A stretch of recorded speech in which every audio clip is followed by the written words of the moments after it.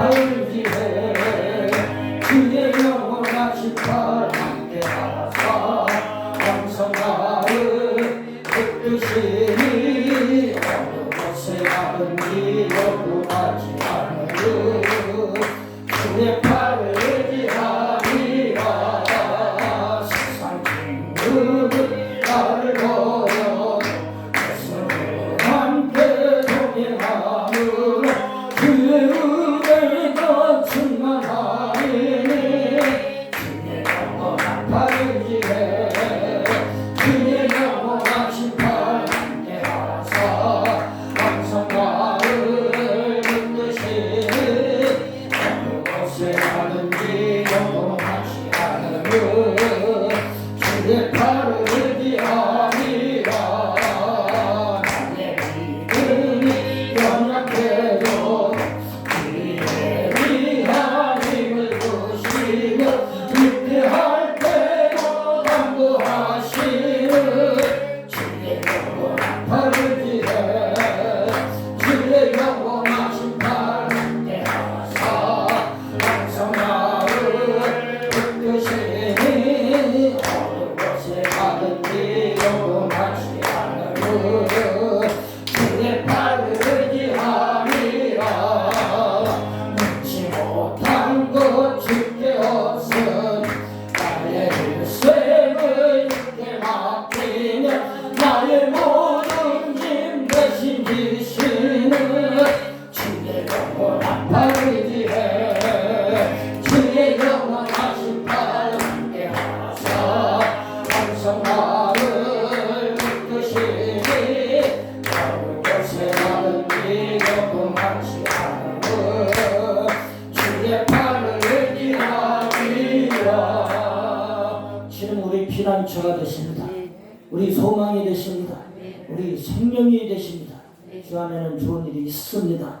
날마다 새 힘을 주십니다.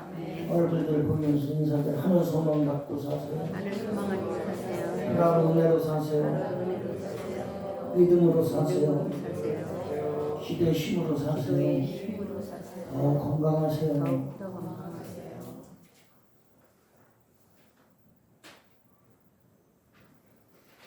오늘 제목이 영원한 생수.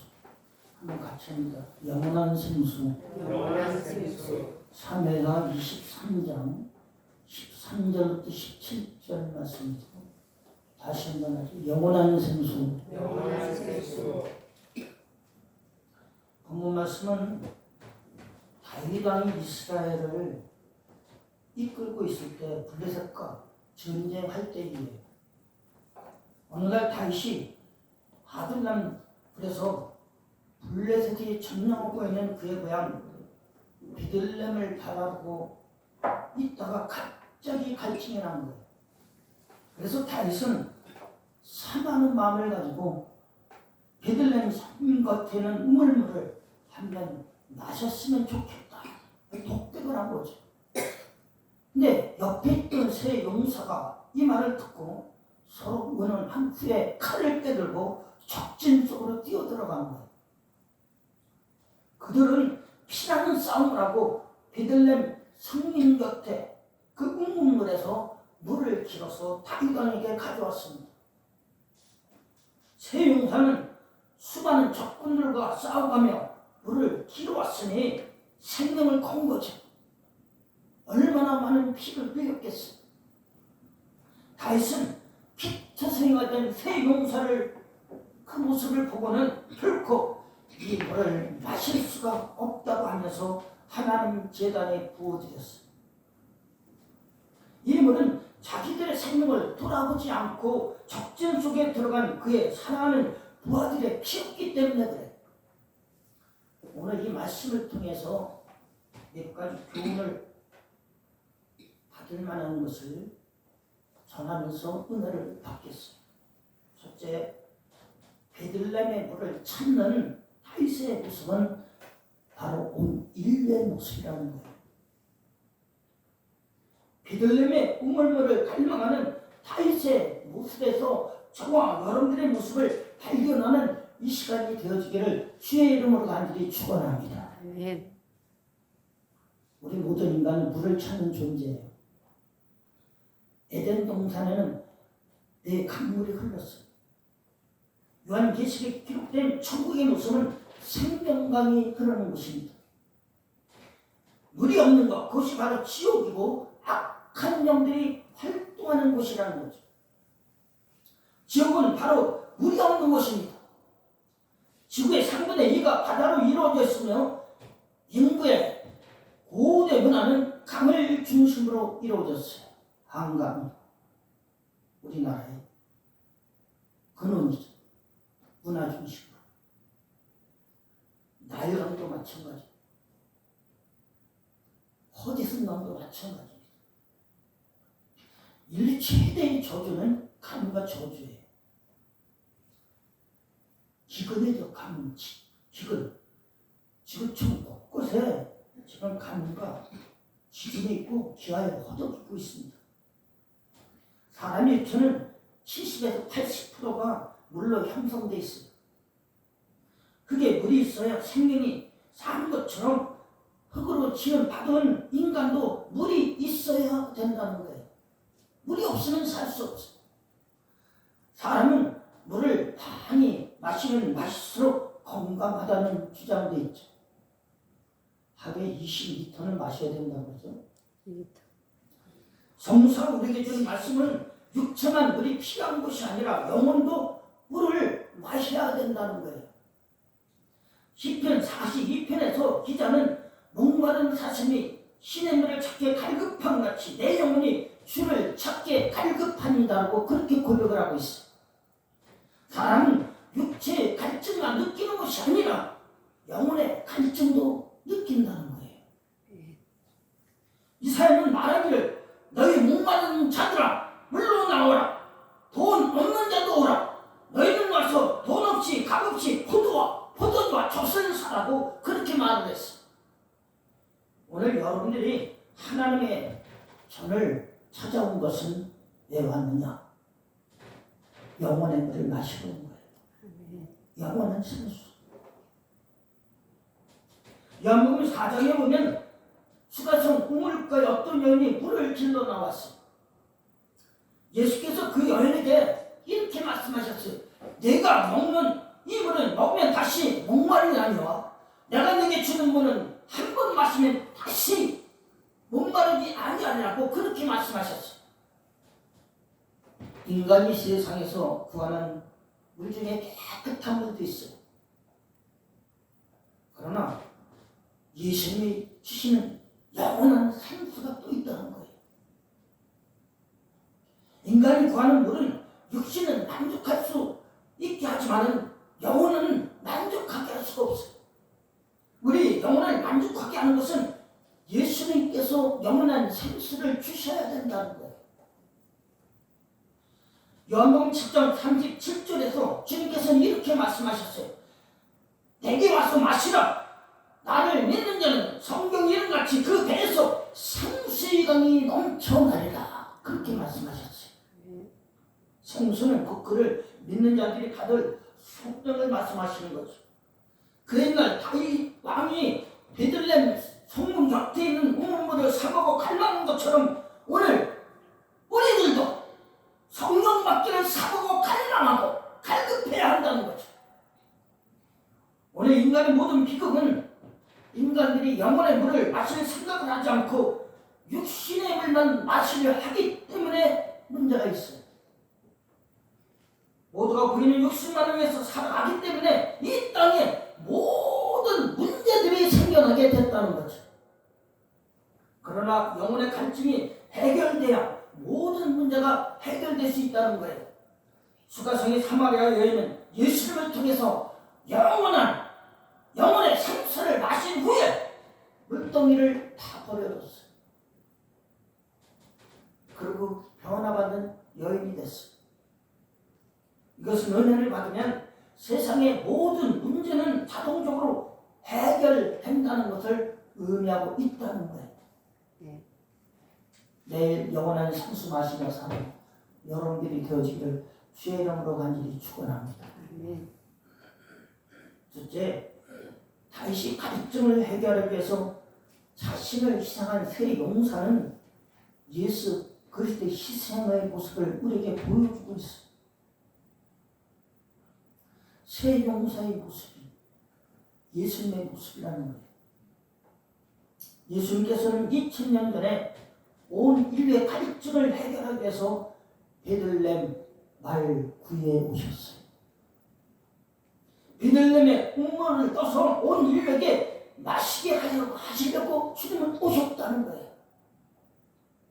예수님은 저와 여러분에게 영원한 생수를 마시게 하기 위해서 마귀의 진진 이 세상에 오셔서 피 흘리시며 싸우셨다는 거죠.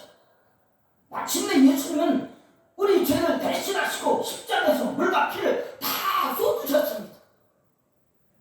예수님은 우리에게 생명을 주시고 피 흘리시고 십자가에서 승리하셨죠.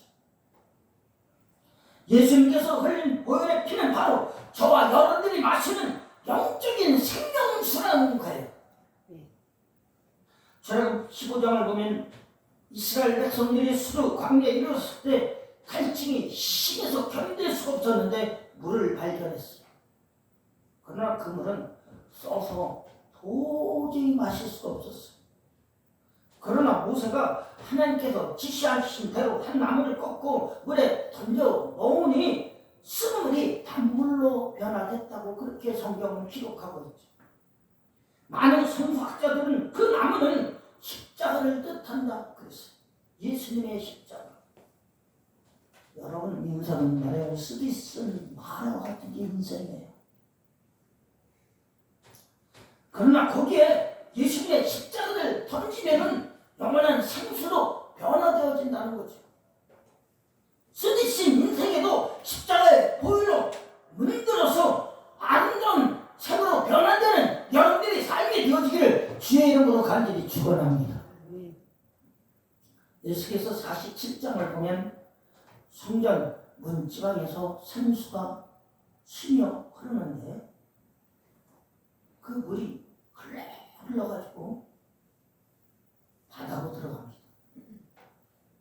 뭐라고 기록했냐면 바닷물이 소성함을 잃었고 강으로 들어가면 강 좌우에 나무가 잘 자라고 열매가 많아서 축복이 넘쳤다고 했어요. 또 어글들이 늘어섬으로 창자는 역사가 나타났으며 그리고 병든 사람에게 그 잎사귀와 나무 시가를 따서 먹게 되니 고침받고 회복되는 역사가 일어났다는 거예요. 이 성전 문지방 밑에서부터 심양은 나와서 흐르는 이 물은 하나님께서 우리에게 부어주시는 영원한 생수요 성령의 물이라는 거죠. 그 물이 오늘도 강단에서 또 흐르고 있어요. 오늘 여러분들이 하나님의 거룩한 성전에 와서 이 성전에서 흐르는 영원한 생수가 여러분들의 심령과 영혼에 스며들어서 여러분들의 영혼을 치유하고 여러분들의 영혼을 살찌게 하고 여러분들의 갈증이 다 해결되는 역사가 이루어지기를 주의 이름으로 간절히 축원합니다. 그래서 내 주의 은혜의 강가라는 찬양이 있는 거예요. 여기에 영원한 생수가 있기 때문에. 마지막 다윗왕은 새 용사가 떠오른 물을 마시지 않고 어떻게 했어요? 여호와께 드렸어요. 자, 2절 읽어봅니다. 16절 18절을 다시 한번 읽습니다. 큰 소리로 시작. 새 용사가 블레셋 사람의 빈들을 충돌하고 지나가서 베들레헴 성문곁 우물물을 밀어가지고 다윗에게 왔으나 다윗이 야시를 기뻐하리라고 그 문을 여호와께 두어드리며 17절 하루에 여호와여 내가 결단코 이런 일을 하지 아니하리이다. 이는 생명을 돌아오지 아니하고 그 사람에게 핀이라. 반드시 이를 즐기 아니합니다. 새 용사가 이런 일을 행하였더라. 다윗이 그 물을 마셔도 좋았을 거예요. 왕인데 누가 뭐라 할 사람이 있겠어요. 그러나 다윗은 그 물을 마실 수 없다고 했어요. 왜? 새 용사의 생명이 피었다는 거죠. 다윗은 이 고귀한 물을 마실 수 없어서 앞에 부어드렸어요. 우리는 이 말씀 속에서 예수 그리스도께서 피를 흘리시고 값주고 사신 나의 구원, 내가 받은 축복, 내가 받은 영생, 내가 받은 명예, 내가 받은 승리, 내가 받은 하나님의 거룩한 나라, 내가 받은 믿음, 내가 받은 사랑, 이 고귀한 것들은 다 거저 얻은 것이 아니라는 사실을 알아야 된다는 거예요. 믿으면 구원 받는다고 하니까 믿음과 구원을 쉽게 생각을 합니다. 물론 믿음은 구원 받습니다. 한번 같이 믿으면 구원 받는다. 그러나 우리가 구원 받기까지는 거기에 희생해서 피 흘리신 분이 계시다는 거예요. 세용사처럼 고귀한 살을 찢어 놓으시고 생명을 주신 분이 계시다는 거죠. 그분은 바로 예수 그리스도시라는 거예요. 예수님의 생애 그 피로 구속함을 받는 원들의 마음속에는 주님의 은혜와 또한 감격과 감사가 있어야 된다는 거예요. 우리의 삶은 주님의 피로 사신 겁니다. 한번 같이 합니다. 나의 삶은 주님의 피로 사신 거다. 그냥 이루어진 게 아니죠. 그러므로 우리는 이 고귀한 인생을 아무렇게나 살 수가 없다는 거죠. 한순간도 인생을 허비할 수가 없다는 거예요. 나에게 주어진 시간, 재능, 물질, 믿음, 육체, 지식 이 모든 것을 하나님의 영광 위해서 사용하며 사는 것만이 피로 갖추고 사신 예수 그리스도의 은혜를 갖는 길이라는 거죠. 내가 받은 이 권이 얼마나 소중하고 고귀한지 모릅니다. 내가 받은 은혜가 너무나 감격스럽고 감동이죠. 우리가 하나님의 자녀가 되었다는 것이 얼마나 감사하고 감사한지 모릅니다. 그러나 내 것이라고 아무렇게나 해서는 안 된다는 거죠. 다윗은 얼마든지 그 물을 마실 수 있었고 그 물을 마신다 해서 시기한 사람도 없었지만은 다윗은 그 물을 마실 수가 없었어요. 신의 용서의 생명 피었기 때문에. 나의 인생도 내 마음대로 할 수 없죠. 나의 시간, 나의 재능, 나의 물질도 내 마음대로 할 수 없어요. 예수님께서 생명과 피를 주시고 사신 고귀한 것이기 때문에 그렇다는 거죠. 우리는 이것을 하나님께 되돌려 드려야 된다는 거예요. 다윗이 그 물을 하나님께 부어드렸듯이 우리 또한 하나님 앞에 돌려드려야 된다는 거죠. 하나님 앞에 바쳐야 된다는 거예요. 나의 모든 인생을 하나님 앞에 다 드려서 하나님께 영광을 돌려드려야 예수님의 고귀한 피의 대가가 될 수 있다는 거예요. 여러분, 오늘도 예수님은 우리에게 영원한 생수를 마셔야 된다고 말씀하고 계세요. 이 물을 마셔야 갈증을 느끼지 못한다는 거죠. 그 영원한 생수는 예수님께서 피 흘려 우리에게 가져다 준 겁니다. 그 희생 때문에 그냥 주신 게 아니에요. 우리가 그것을 마음껏 마시고 성령의 은혜를 받았으면 우리 인생과 모든 것을 하나님 앞에 산 제물로 드려서 주님을 사모하고 갈망하는 주를 위한 삶이 우리들의 삶이 되어야 할 줄로 믿습니다.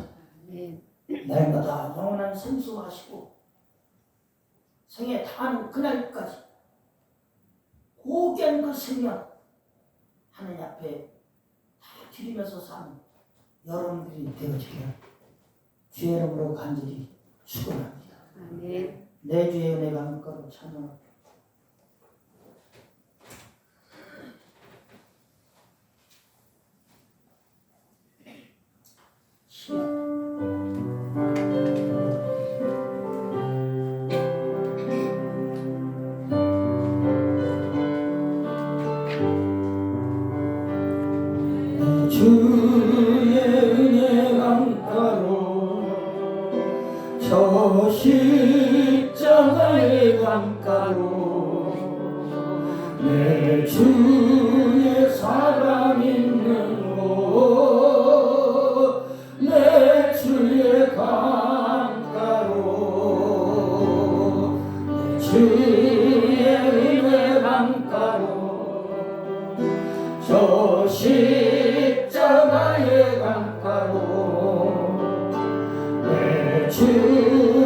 사랑 있는 곳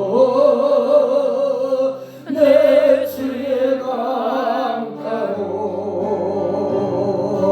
가란 나의 영혼을 생수로 가득 채우소서 피곤한 내 영혼에 내 주의 은혜 강가로 저 십자가의 강가로 내 주의 사랑